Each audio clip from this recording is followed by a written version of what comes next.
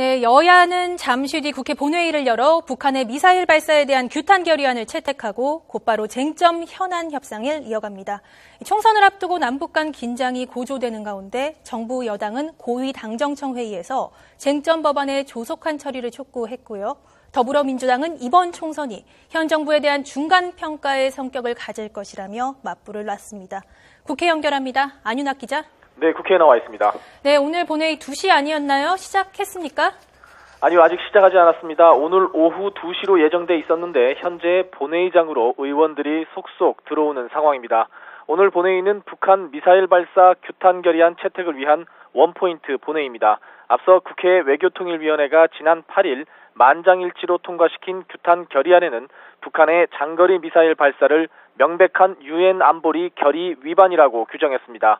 이어 정부의 강력하고 실효적인 제재와 함께 남북 당국 간 대화 재개 등 모든 노력을 다하라고 주문했습니다. 본회의 뒤에는 여야 원내 지도부가 만나 선거구 획정과 쟁점 법안을 놓고 협상을 재개합니다.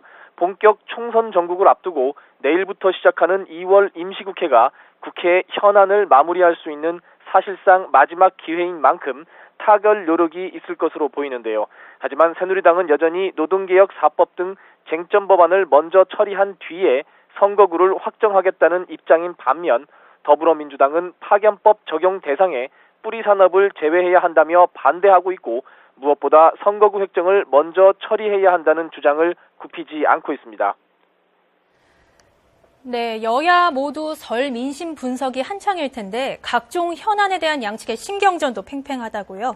네, 그렇습니다. 정부와 청와대, 새누리당은 국무총리 공관에서 새해 첫 고위 당정청 회의를 열었습니다. 황교안 국무총리는 이 자리에서 여야 모두 국가 안위를 최우선으로 고려해야 한다며 테러 방지법 등 쟁점 법안의 조속한 처리를 촉구했습니다. 이어 북한에 대한 실효적 안보리 제재 조치와 함께 추가적인 제재 조치를 단호하고 확고하게 취해 나갈 것이라고 강조했습니다. 이병기 청와대 비서실장도 북한이 국지적 도발을 감행할 가능성이 커졌다며 모든 정쟁을 중단해야 한다고 지적했고 김무성 대표도 2월 임시국회에서 경제활성화법과 북한 인권법 등을 반드시 처리해야 한다고 힘을 보탰습니다. 반면 더불어민주당 김종인 비대위원장은 오는 4.13 총선이 현 정부의 완전한 중간평가의 성격을 띨 것이라며 정부 심판론으로 역공을 펼쳤습니다. 김 위원장은 기자간담회에서 현 경제 상황을 과거 50년 동안 해온 똑같은 경제정책, 다시 말해 큰 기업 위주의 낙수 효과를 기대했는데 이런 효과는 어디서도 확인된 바 없다고 비판했습니다.